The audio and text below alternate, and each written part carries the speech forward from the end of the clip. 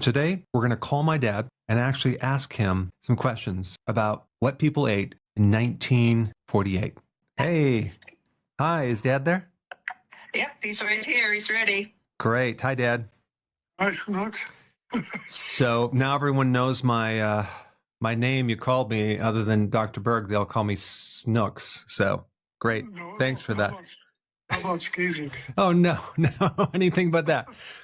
Some people are going to probably say, well, why are you asking your 87-year-old dad about what they ate back in 1948 when people don't realize you remember every single name of every single kid in your class in 5th grade? Question I have is, did you see a lot of overweight people back in 1948 in your class? Were there a lot of obese kids?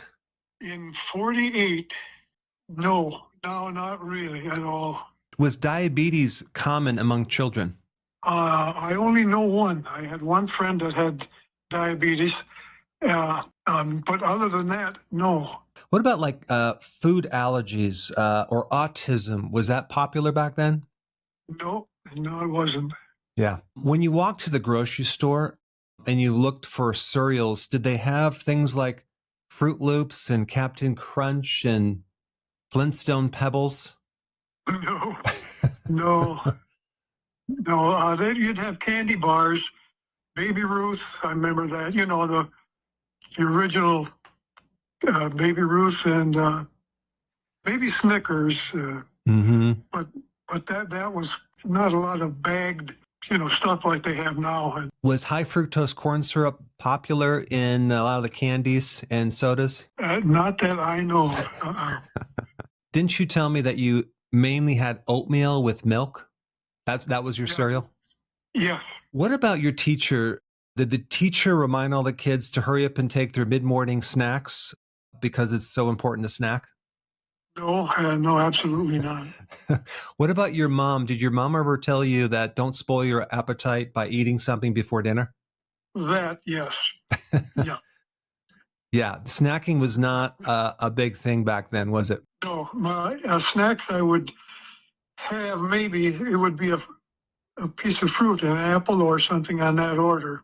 Wow. What about the concern of saturated fats being bad back then? Was that like a real big thing where you have to avoid saturated fats? No, not that I know of. That I had never heard of that at that age, really. Didn't your parents cook with lard and beef fat, tallow? Yes, lard was the main one, I would think. What about red meat? Was that a dangerous thing? Like people would say, don't eat red meat because it's going to cause cancer? No. How about, was there such a thing as at the grocery store, did they have sweetened and flavored yogurts? Not that I know of. I think they had yogurt, and my grandparents would make theirs. Didn't most people have a garden back then? Yes. And they did canning, right? That was a big thing for preparing for the foreseeable future. Everyone had a cell phone back then too, right? No, nobody. I don't think you even had a TV. Thanks. Wow. Well, thanks for the interview, Dad. I appreciate it. And I'll talk to you later. Okay, good to talk to you. Back in 1948, you had literally less than 1% obesity with children. Now it's off the charts. It's probably 25, 30%, if not more. Food allergies, asthma, autism, non-existent. Now, very common. Is it all the C-sections, infant formulas, or was it the introduction of fluoride in our water in 1945? When you go to the grocery store, the largest area of junk food or ultra-processed food is under a category called snack foods. The problem with snacking in general is every time you eat anything, you create a spike in insulin, regardless of what the food is. And of course, if you're eating carbohydrates, you're creating a larger spike of insulin. Currently, not only are we snacking, but we're snacking on the worst snacks you could possibly consume. We're getting a constant elevation of insulin through the entire day.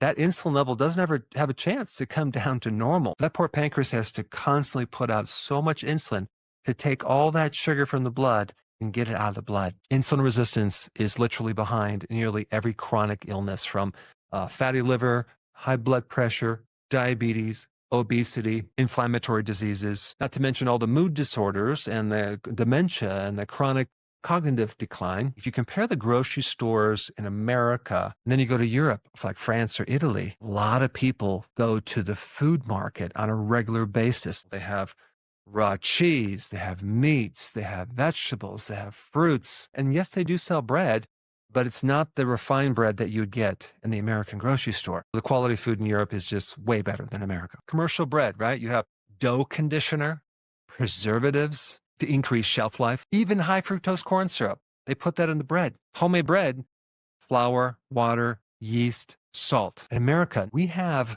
restaurants. In fact, you don't even have to drive to the restaurant. They'll deliver to you. You have these kids that go to the fast food restaurants. They supersize it, drinking this huge liquid candy made from corn, sugar, and high fructose corn syrup. These are all new ingredients, and we're doing this huge, massive experiment. Back in 1948, we did not have ultra-processed food calories. Now, a teenager consumes over 65% of all of their calories being ultra-processed food calories. An adult's calories are over 50%, and a toddler's calories for ultra-processed food is 45%. Yes, sugar's bad, but I think there's a bigger problem in the area of ultra-processed food calories that I want to share with you. The number one ultra-processed food ingredient that makes the most money of all of them, seed oils. That's right, seed oils. Over $240 billion a year. Talking about corn oil, soy oil, cottonseed, canola. 25% up to 30% of all our calories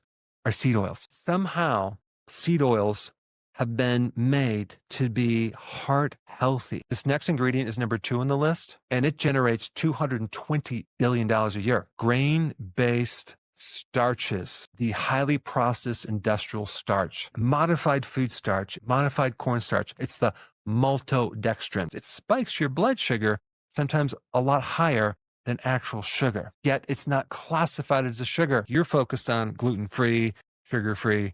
What about the starches? When you buy gluten-free products, what do they replace it with? Rice starch, tapioca starch, maltodextrin. Like I said before, it's just bizarre to me that you have heart-healthy seed oils, but you have something else that's super interesting about whole grains, right? They're perceived as being healthy. You get this little seal of approval from the American Heart Association certified. Says it can help you lower your cholesterol and help your heart. On top of everything, our children are told 60% of their calories should be grains. In the meantime, our children are not getting healthier. They're getting sicker. If you're over the age of 50 or 60 or 70, please comment down below and tell me your experience of what you did back in 1948 or 1950 or even before that.